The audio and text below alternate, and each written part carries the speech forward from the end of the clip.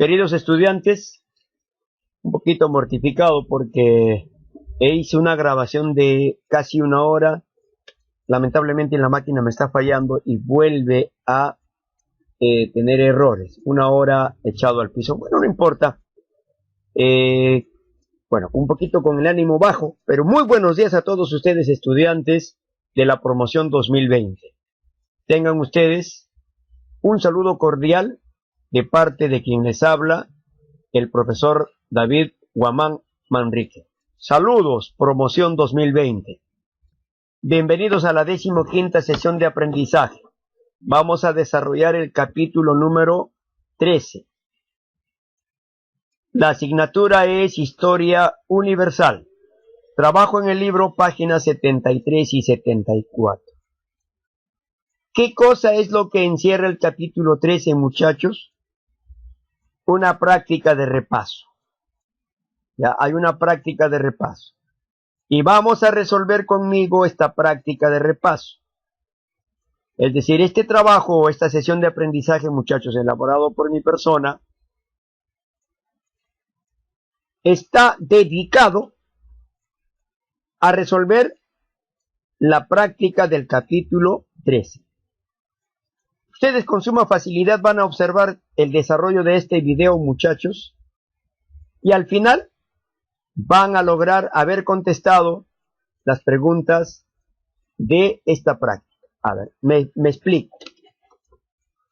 Para poder correctamente ir a la par con el video, muchachos, tomen ustedes ya mismo, tomen ustedes su práctica de la página 73 y 74. Viendo las preguntas de la práctica del capítulo 13 y viendo el video, ustedes van a ir contestando a sus preguntas. Las preguntas están hechas al molde de este video y viceversa. Este video está hecho al molde de las preguntas de esta práctica. Terminado de ver el video, ustedes van a terminar de resolver también su práctica. Y pueden utilizar la opción de pausa, ¿no? Donde ustedes ven, a ver, leo la pregunta y veo allá. Pausen la producción del video, vean la clase y respondan a las preguntas. ¿Correcto, muchachos? Ese es el sistema de hoy. No importa que me vaya a ampliar, como ya dije, hice la grabación de casi una hora y lo voy a volver a hacer. Ojalá no me falle ahora la grabación. Al término de esta grabación, ustedes van a también a haber concluido con el desarrollo de su sesión de aprendizaje. Perdón, de su práctica. Comenzamos, muchachos.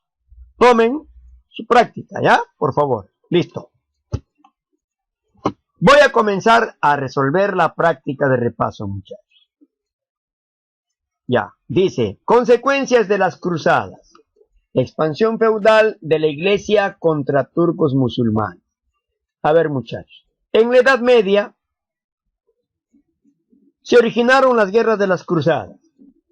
Las guerras de las cruzadas, muchachos, fueron guerras religiosas, católicos en contra de los musulmanes. ¿Ya? En contra de los musulmanes.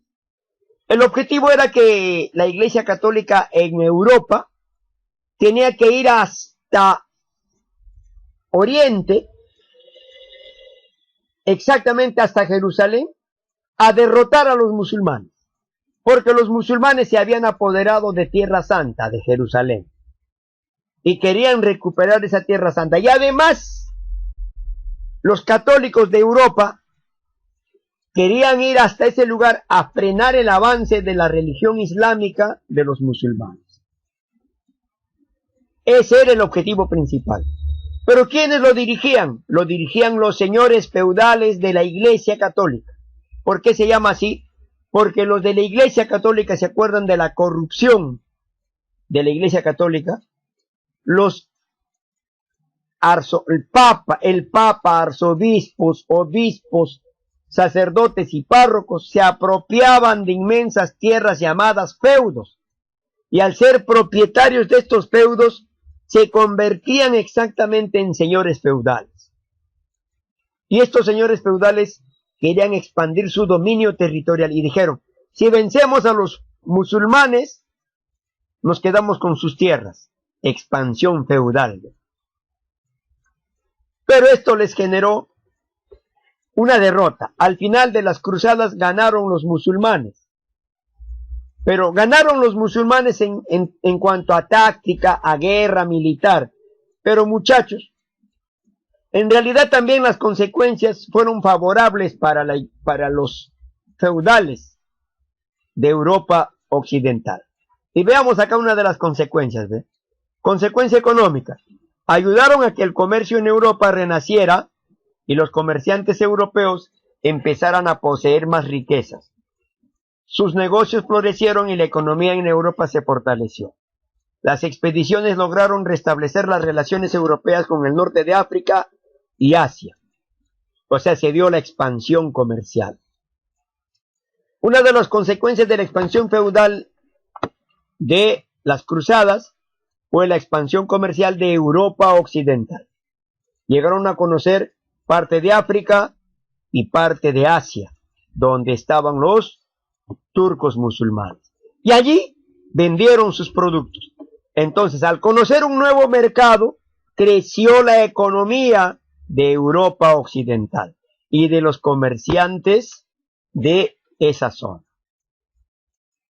Hubo una consecuencia religiosa. Al final de las cruzadas o de las guerras religiosas, el Papa se hizo más conocido, ¿no? El Papa llegó a tener influencia hasta la capital del Imperio Romano de Oriente, llamado Bizancio, y posteriormente Constantinopla. Y se expande el cristianismo en su lucha con el Islam. Ya el cristianismo crece, ¿no? Entonces, muchachos, dos consecuencias, que hay más consecuencias, pero entre las principales, y esto los va a ayudar a resolver las primeras preguntas del repaso. El sistema feudal en la Edad Media. ¿Cómo la Edad Media permitía que estuviera organizado el sistema feudal? De la siguiente manera. Existían el rey y los señores feudales. ¿Cómo es eso, profesor, de rey y los señores feudales? De entre todos los señores feudales, elegían un rey. Es decir, el rey también era señor feudal. Pero no podían ser reyes otros que no sean señores feudales. Entonces, el señor feudal que era dueño de inmensas tierras, ¿no? Aquí dice, ¿no? Propietarios de inmensos feudos, latifundios o inmensos suelos agrícolas, pues los señores feudales eran los dueños propietarios de inmensos feudos o latifundios. De entre todos ellos, de entre todos los señores feudales elegían un rey. A ver, ¿quién va a ser rey de todos nosotros? Entonces, ese rey era llamado primus inter pares. ¿Qué significa primus inter pares? Inter pares era la relación entre señores feudales. Inter pares, el mismo nivel. Primus, el primero de todos los señores feudales. Entonces ese era el rey feudal. El primero de todos los señores feudales, un rey feudal. ¿Ya? Entre todos ellos se repartían las inmensas tierras o inmensos latifundios aplicados, ¿no? ¿Qué sistema feudal se llevó a cabo en la Edad Media? El sistema del feudalismo o de los señores feudales que eran propietarios de inmensos latifundios. También existían los vasallos. Prestaban seguridad militar a los señores feudales y cobraban feudos. Por tanto, también los vasallos que cobraban feudos y ellos eran dueños de estos pequeños feudos, también eran pequeños feudales. Los que no eran dueños de nada, ¿saben quiénes fueron, muchachos? Estos señores. Los campesinos y siervos. No eran propietarios de nada, pero sí trabajaban los latifundios o feudos de los señores feudales. Pertenecían a los feudos y a los señores feudales. Ese era el sistema en la Edad Media, muchachos, ¿ya? Ahora, sobre el Imperio Carolingio. Recordemos que el Imperio Carolingio proviene del Reino Franco, ¿no? El Reino Franco se va a convertir en en un reino merovingio o con la dinastía merovingia, que posteriormente la dinastía merovingia va a vencer a los reyes holgazanes, y al vencer a los reyes holgazanes, el que va a formar la dinastía carolingia, va a comenzar la dinastía carolingia con Carlos Martel, y luego viene Carlos Magno, y Carlos Magno va a formar el imperio carolingio. Este imperio carolingio, muchachos, se ha organizado territorialmente de la siguiente manera. Condados. O sea, los condados eran las provincias, ya, demarcaciones a modo de provincias interiores. Dentro del imperio carolingio habían provincias interiores llamados condados. ¿Quién era el responsable de una provincia interior? Un conde. Hoy en día, en el caso del Perú, un condado sería la provincia de Huaral. La provincia de Huaral estaría manejado ¿por quién? Está manejado ¿por quién? En este caso, por un alcalde, ¿no? El alcalde de Huaral sería el conde, ¿no? El conde en el imperio carolingio, hoy en día en el Perú actual, el alcalde. ¿Qué es un condado? Una provincia interna, y Huaral es una provincia interna, provincia interior. Entonces, en el imperio carolingio, la provincia interna, que no se llamaba alcalde, se llamaba conde, a la autoridad de un condado. Marcas.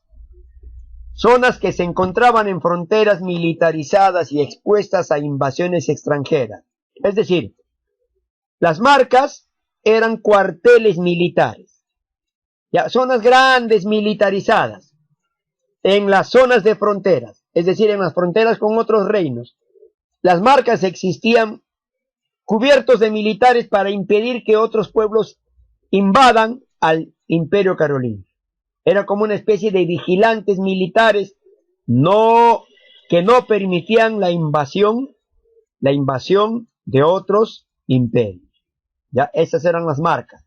En cambio, los ducados eran conjunto de condados que estaban bajo la dirección de un duque. Es decir, un duque tenía mayor poder que un conde, porque un conde era gobernante de una provincia interior. En cambio, un duque ya era gobernante de varias provincias. Como en el caso del Perú. Por ejemplo, un condado es Huaral, la provincia de Huaral. Un ducado es la región Lima provincia. ¿Por qué? Porque la región Lima provincia se abraza 9 condados o 9 provincias, ¿no? Entonces, ¿quién es el gobernador de las 9 provincias de Lima provincias? El gobernador regional, Chavarría. El alcalde, el conde, ¿quién es en este caso? El conde sería Uribe, el alcalde de Huaral. El duque sería ¿quién? Chavarría, el duque, porque es el que tiene bajo su dominio a 9 condados o 9 provincias, ¿ya? En cambio, el conde solamente tiene la unión de nuestra provincia Huaral llamada como tal y que agrupa 12 distritos, ¿ya? Bien, ¿se entendió? Entonces, ¿quién dirigía las provincias interiores? El conde. Ahora, los missi dominici, muchachos, los missi dominici fueron aquellas personas, autoridades secretas del monarca carolingio. El monarca carolingio mandaba al interior del imperio a decir, missi dominici, tú eres un policía secreto, tú eres mis ojos, anda, ve y mira, fíjate cómo gobierna un marqués, cómo gobierna un duque y cómo gobierna un conde. Avísame. Entonces los missi dominici eran todos los ojos del emperador y todos los oídos del emperador. Todo lo ve, todo lo escucha y todo lo transmite al emperador. Entonces, los missi dominici controlaban, vigilaban, supervisaban el trabajo de los marqueses, de los condes y de los duques. y se lo transmitía al emperador. Este sistema, muchachos, también existió en el imperio del Tahuantinsuyo. En el imperio del Tahuantinsuyo, la organización territorial estaba así, ¿no? O sea, por ejemplo, los distritos eran manejados por los curacas. Las provincias eran manejados por los tocricos o apunchi. Y las regiones o suyos, 4 suyos, ¿se acuerdan? Habían 4 regiones o 4 suyos, eran manejados por los suyuyos apu o gobernadores regionales. Y a su vez los suyuyos apu eran controlados por el emperador llamado Inca. Pero este Inca tenía su misi dominici o los misi dominici. Pero no se llamaban así en el imperio Tahuantinsuyo. En el imperio Tahuantinsuyo, a cambio de los misi dominici, se llamaban los tucuiricuy. Los tucuiricuy eran los ojos del Inca y los oídos del Inca. El que todo lo ve, el que todo lo escucha. Y pasa la información de cómo gobernaba un curaca, cómo gobernaba un tocrico huapunchic y cómo gobernaba un suyuyo apu. Y si hacía un mal gobierno, entonces el Inca los cambiaba, ¿no? Ese era el tucuiricuy. Los misi dominici son lo que en una especie de policía secreta existía en el imperio carolingio. Entendido. Ahora, muchachos, sobre los reinos bárbaros. La heptarquía. ¿Saben qué significa heptarquía, muchachos? Y eso lo hizo el reino bárbaro llamado el reino anglosajón. ¿Ya? La heptarquía fue la existencia de 7 reinos, muchachos, en Inglaterra, impuesto por el reino bárbaro llamado anglosajón. Los anglosajones dijeron, miren, vamos a unirnos, pero cada uno independientemente va a formar su propio reino. Y cada reino va a tener su propio rey. Pero vamos a ser hermanos todos. Ya vamos a ser hermanos. ¿Qué reinos se juntaron? El reino de Essex, Estanglia, Kent, Mercia, Northumbria, Sussex y Wessex. ¿Ya? Estos 7 reinos tuvieron sus 7 reyes y formaron la heptarquía. Es decir, aquí tengo yo, muchachos, la heptarquía. ¿Qué cosa es la heptarquía? La heptarquía es formar 7 reinos con sus 7 reyes, pero que todos somos hermanos. Ya, todos nos ayudamos entre sí, nos colaboramos porque pertenecemos a un solo reino, al reino de los anglosajones. Ellos hicieron la heptarquía. Y hoy en día, muchachos, estos 7 reinos se juntaron y hoy forman el reino de Inglaterra. ¿Ya? Y esta unión la unión de los ingleses se debe gracias al rey de Wessex, el que encabezó la unión y formaron un solo reino. De la heptarquía formaron lo que hoy en día el reino de Inglaterra. Esa es la heptarquía, muchachos, hecho por los anglosajones. Ahora, la herejía arrianista. Esta herejía arrianista, muchachos, también se produce después de la reforma religiosa. Es decir, muchachos, la reforma religiosa, o antes, la reforma religiosa es la protesta contra la religión católica de los abusos que ellos cometían. De igual manera, Martín Lutero va a sacar una corriente religiosa llamada el protestantismo, se separa de lo católico y arma o confecciona una idea diferente a ellos llamada el protestantismo.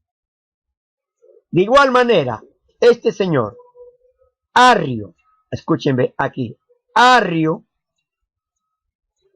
fundó en Egipto, exactamente en Alejandría, muchachos, Alejandría, Egipto, una corriente religiosa.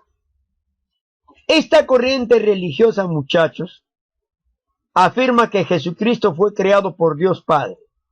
Dice Dios ha creado a Jesucristo. Por tanto, Jesús debe estar subordinado, obedecer las órdenes de su Padre Dios. Y no cree en la Trinidad divina. ¿Cuál es la Trinidad divina? Yo que no soy religioso, muchachos. La Trinidad divina es que la Trinidad es un solo ser, ¿cierto? Padre, Hijo y Espíritu Santo. Es un solo ser. ¿Pero qué dicen los arrianistas o los seguidores de Arrio? No, señor. Jesús es aparte. Jesús es descendiente de Dios Padre. Por tanto, Jesús, como una persona muy aparte, creada por Dios Padre, este Jesús debe obediencia a Dios. No es un solo ser. Los católicos hoy en día a la Trinidad lo tienen como un solo ser, ¿no? Dios Padre, Dios Hijo, ¿no? Dios Padre, Dios Hijo, Dios Espíritu Santo. Los arrianistas no. Los arrianistas creen que Jesús es un ser muy aparte, creación de Dios, ¿ya? La idea arrianista se propagó por monjes seguidores de Arrio. Eso es lo que deben entender ustedes.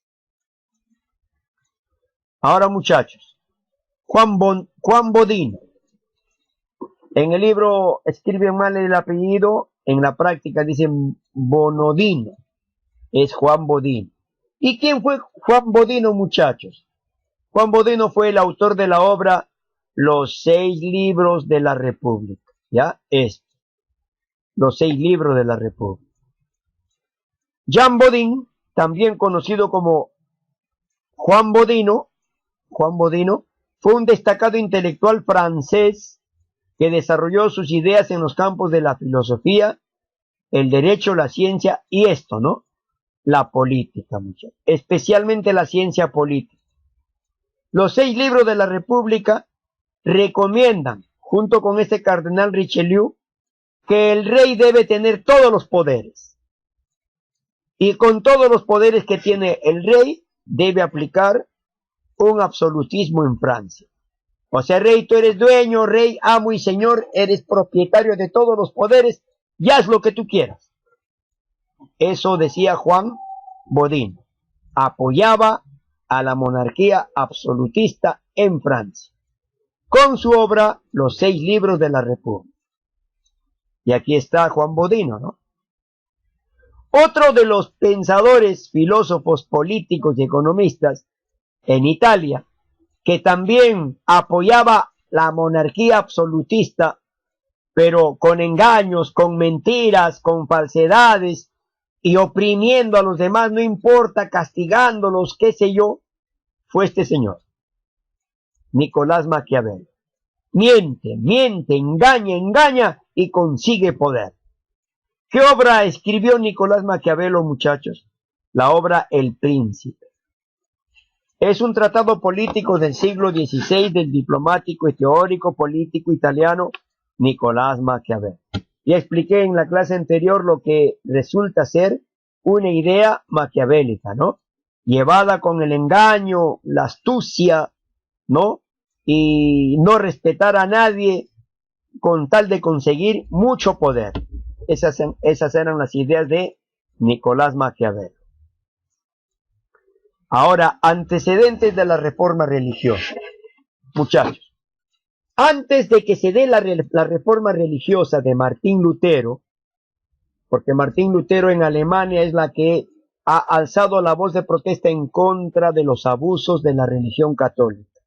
Este Martín Lutero, mis queridos estudiantes, conllevó a separar a los religiosos que no estaban de acuerdo con la católica, con los abusos de la religión católica, y formó la religión protestante.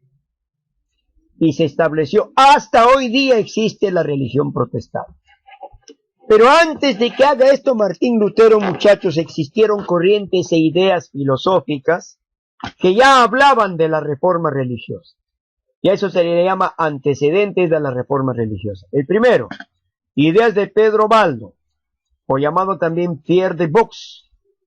A todos los seguidores de Pedro Baldo se les conoce como los valdenses, ¿ya? Valdenses. Ideas protestantes, ¿ya? La doctrina de Jan Hus, También a los que seguían a Jan Hus se llaman los husitas, ¿ya? Seguidores de Jan Hus, husitas. Ideas protestantes, doctrinas protestantes, ocurrió antes de la reforma religiosa. De igual manera, las ideas de John Wycliffe, o Wycliffe, no sé la lectura en inglés, lo leo en español. John Wycliffe en Inglaterra, allá ve, miren, ¿eh? Pedro Baldo, ¿en dónde? En Francia. Jan Hus en Checoslovaquia, o ahora República Checa. John Wycliffe en Inglaterra, ¿ya? En Inglaterra. Ya implantaban ideas de reforma religiosa en Francia, en Checoslovaquia y en Inglaterra. Pedro Baldo, la doctrina de Jan Hus y John Wycliffe. Y por último tenemos a Jerónimo Savonarola en Italia. Predicó contra el lujo, el lucro, la depravación de los poderosos y la corrupción de la Iglesia Católica. ¿Ve? Todos ellos son los precursores de la reforma religiosa. Antes que Martín Lutero protestara y aplicara la reforma religiosa, ya habían estas doctrinas. Por eso se llama antecedentes de la reforma religiosa. ¿Ya? Ahora, los gremios. Hablando de gremios, cambiamos de panorama. Ahora nos vamos a meter a hablar en el campo económico de la Edad Media, entrando a la edad, comenzando ya la Edad Moderna. Los gremios, muchachos, fueron instituciones económicas, ¿ya? Que gremio en sentido amplio es el conjunto de personas que desarrollan una misma actividad, una misma profesión, un mismo oficio o una misma actividad. Acá remarca, corporación integrada por las personas que tienen el mismo oficio o profesión, regida por estatutos u ordenanzas especiales. Esos son los gremios. ¿Cómo estaba constituido un gremio, muchachos? Escala laboral de los gremios. Ya hicimos esta clasecita. Aprendices, los que comenzaban a trabajar dentro de los gremios y con el tiempo ganaban experiencia, ¿no? Se convertían en oficiales. Y a los oficiales también ganaban más experiencia, se convertían en maestros. Y si ya eran maestros, entonces ellos podían formar su propio gremio. Entonces, aprendices, los que comenzaban a trabajar en una profesión, un oficio. Aprendían bastante, dominaban ese oficio, se convertían en oficiales, ¿eh? Dominando oficios oficiales. Y los oficiales se convertían en duchos, en maestros, y señor, llegaban a ser maestros. Y el que era maestro ya podía formar su propio gremio, ya. ¿Vieron? Era propietario de su propio gremio, ¿ya? Entonces, esa era la escala laboral de los gremios, comprendida por aprendices, oficiales y maestros. Ahora la burguesía de Flandes. Seguimos hablando sobre comercio. Cuando las ciudades a finales de la Edad Media y comienzos de la Edad Moderna comienzan a fortalecerse, también la burguesía se comienza a fortalecer. Y una de las burguesías que se va a fortalecer va a ser la burguesía de Flandes, que luego va a pasar a pertenecer a una gran liga comercial. O sea, la liga comercial va a unir a varios países, se van a unir en una sola liga comercial. La liga comercial la liga comercial Hansa, ¿ya? La liga comercial de los Hansas. Entonces, muchachos, o llamada también la liga hanseática o hanseática. La liga hanseática, dentro de ella tenía a la burguesía de Flandes.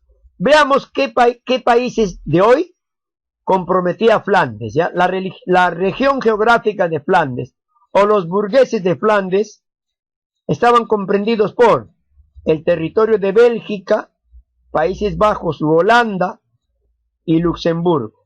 Y algunas zonas limítrofes con Bélgica, con Países Bajos y Luxemburgo, de la República Francesa y de la República Federal de Alemania.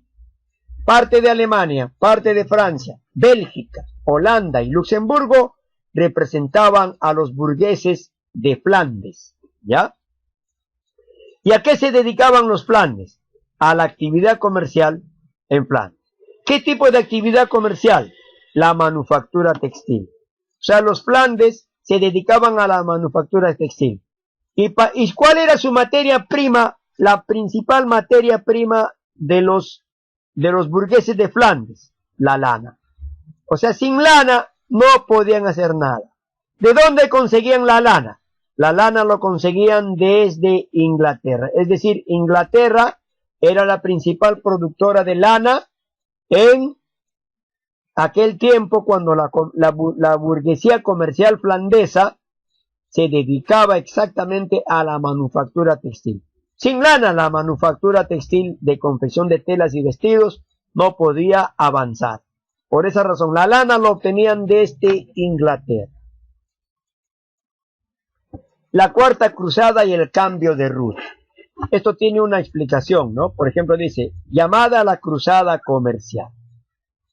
Después de esta cruzada comercial, muchachos, han fundado, estos cruzados fundaron en Constantinopla el Imperio Latino, ¿ya? El Imperio Latino se fundó después de la Cuarta Cruzada, o de la llamada cruzada comercial, ¿ya? Y este Imperio Latino también se va a ir a tratar de imponer en Jerusalén, ¿ya? En Jerusalén. Y esto viene después de la Cuarta Cruzada, o llamada después de la cruzada comercial. ¿Qué cosa es la llamada cruzada comercial, muchachos? Fue desviada de su ruta y objetivo real por el duque de Venecia. ¿Quién era el duque de Venecia, muchachos? Era Enrique Dándolo. ¿Y a quién representaba? A la burguesía veneciana. La burguesía veneciana cambió el objetivo y cambió la ruta de la llamada cruzada, Cuarta Cruzada. ¿Cuál era el principal objetivo de la Cuarta Cruzada? Ir de frente a Jerusalén, vencer a los musulmanes, recuperar Jerusalén para la Iglesia Católica e imponerse en dicho lugar. Y seguir siendo propietarios de ello, expulsando a los musulmanes de dicho lugar. ¿Qué significa? Que la Cuarta Cruzada tenía que ir de frente a Jerusalén. Pero se desvió. La burguesía veneciana le dijo a Enrique Dándolo, Enrique, mira, primero antes de ir a Jerusalén, vámonos primero a Constantinopla. Aprovechando este ejército cruzado, vámonos a Constantinopla, hacemos comercio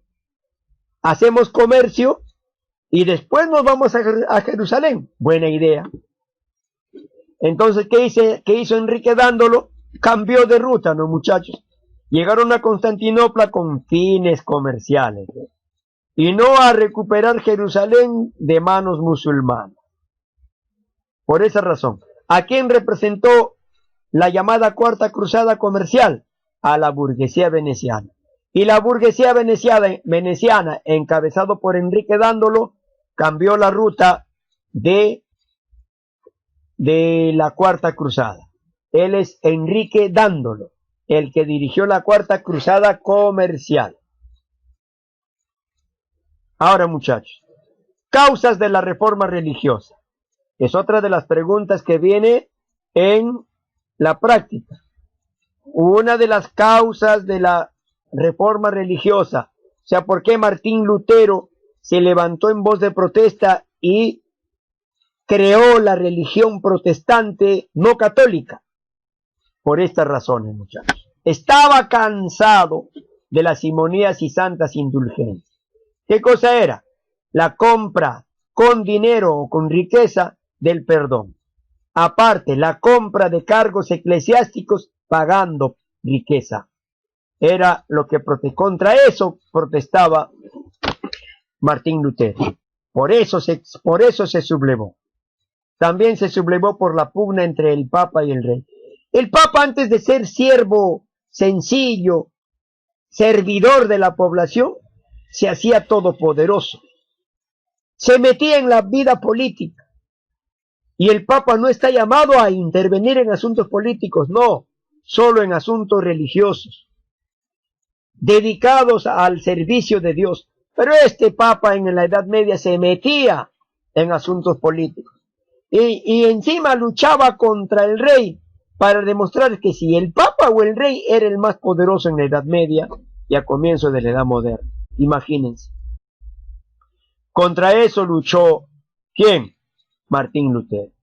La iglesia se apropia de bienes, ¿no? O sea, es decir, la iglesia católica inicialmente condenaba la búsqueda de lucro. Inicialmente, no, oye, no te lucres, pues. Pero al final ellos mismos lo hacían, juntando altas sumas de dinero con las indulgencias y las simonías y poseyendo tierras, ¿no? Al poseer tierras, estos representantes de la iglesia católica se hicieron señores feudales. Contra eso luchó Martín Lutero. Y por último, muchachos, la corrupción de la iglesia. ¿Para qué hablar? Es decir, simonías, pugna entre papa y rey, apropiación de bienes ilícitamente y la corrupción de la iglesia fueron las causas de la reforma religiosa. Principios del luteranismo. ¿Qué será el luteranismo, muchachos? Acá dice, los principios del luteranismo. Primer principio, rechaza la primacía y autoridad universal del papado como institución divina. Para los luteranos protestantes, el papa no es su autoridad máxima. No, está loco. Ya no, ya papa, ya fuiste. Para nuestra religión, el papa ya murió.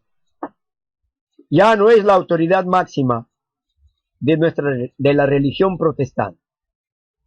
¿Quién es la autoridad máxima de la religión protestante? Ahora son los pastores. Ya no, arzobispos, obispos, párrocos, sacerdotes, no. Simple y llanamente los directores religiosos de la religión protestante son los pastores. Y los pastores no se deben al papa, no le deben obediencia, ¿ya? Segundo principio del luteranismo, niega la doctrina católica de la existencia del purgatorio. El purgatorio es una especie de encierro y encierro como castigo, ¿no? Los encerraban a todos los que creían que estaban en contra de la religión católica, los mandaban al purgatorio y los encerraban por buen tiempo, ¿no? Eso, los protestantes negaban la doctrina católica, escuchen bien, negaban la doctrina católica de la existencia del purgatorio, en contra del purgatorio. Tercer principio del luteranismo, el movimiento de reforma iniciado por Lutero afirma el valor único de las escrituras. La Biblia es la ley de leyes de los religiosos. Y por último, la supremacía de la fe en Cristo. Jesucristo es el máximo representante de la religión protestante. Todos se deben al Hijo de Dios. Por eso dicen, ellos son sanados con la sangre del Cordero que es Jesucristo, que murió en la cruz por el perdón de los pecados de la humanidad. Eso profesa el luteranismo. ¿Quién fue Martín Lutero? Él. Y qué bonito que dice, no hay una relación, comunión o compañía más amorosa, ¿ya? ¿Qué cosa? Que un buen matrimonio. Muchachos, este religioso que era católico estaba en contra del celibato. ¿Y qué cosa era el celibato? El celibato, y hasta hoy día existe, es el juramento que hacen los católicos por no contraer nunca matrimonio, simplemente por el hecho de no unirse nunca carnalmente, el varón con una mujer, o el religioso católico con una mujer, ni la religiosa católica con un varón. Abstenerse del coito, abstenerse de lo que le llamamos las relaciones sexuales, abstenerse de tener esposo o esposa, abstenerse de tener hijos procreados por ellos mismos. Martín Lutero dijo, no señores, yo no estoy de acuerdo con el celibato. Yo, Martín Lutero, Permito que todos los que van a dirigir la religión protestante tengan sus esposas. Y se fue contra el celibato. ¿Ya? Y hoy en día, muchachos, todos los que imparten, los pastores, tienen sus esposas. No todos los pastores tienen sus esposas. O sea, un solo pastor tiene una esposa. Bueno, más allá de que puedan también cometer llámese pecado para ellos, errores humanos de tener una esposa y tener amantes, eso no me meto ahí. No quiero discutir ese tema. Por tanto, muchachos, pero sí lo que se sabe es que los pastores o dirigentes religiosos protestantes sí creen en el matrimonio y viven del matrimonio. Pero el Papa, los arzobispos, los obispos, los sacerdotes y los párrocos no se casan. Siguen manteniendo en pie el celibato. Aunque muchos de estos religiosos han cometido violaciones sexuales en desmedro de personas, especialmente menores de edad. Es decir, no pudieron resistir su genio sexual y dieron rienda suelta a sus bajos instintos, violando a los menores de edad y entre otras personas. No lo digo yo, lo dicen las informaciones y las noticias que salen de muchos religiosos comprometidos con estos actos de vandalismo sexual.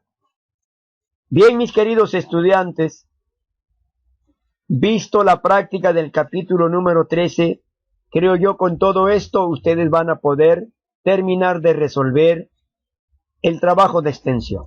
Hoy mismo ya está resuelto la página 73 y 74 y lo envían a mi WhatsApp personal, como siempre. También voy a enviarles el lunes, voy a enviarles en Word los mapas conceptuales que van a ser copiados en el cuaderno y enviados el 20 de julio. Recuerden, muchachos, hay que recordar mucho que el 20 de julio de la próxima semana comienzan las evaluaciones bimestrales. Y este repaso sirve también para prepararlos para esos exámenes que vienen la próxima semana. Este trabajito que ustedes van a desarrollar durante la semana lo envían el lunes 20 de julio de 9 a 9:30 de la mañana. Un abrazo fraterno, muchachos. Gracias por la atención prestada y hasta la próxima clase.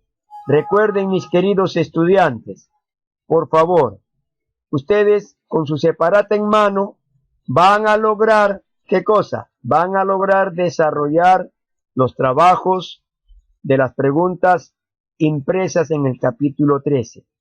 Cualquier duda, muchachos, escúchenme bien, cualquier duda que tengan, no escatimen en preguntar por el WhatsApp grupal. Lancen sus preguntitas que no entiendan y yo voy a estar atento hasta el cierre de la clase para atenderlos con las respuestas en forma genérica.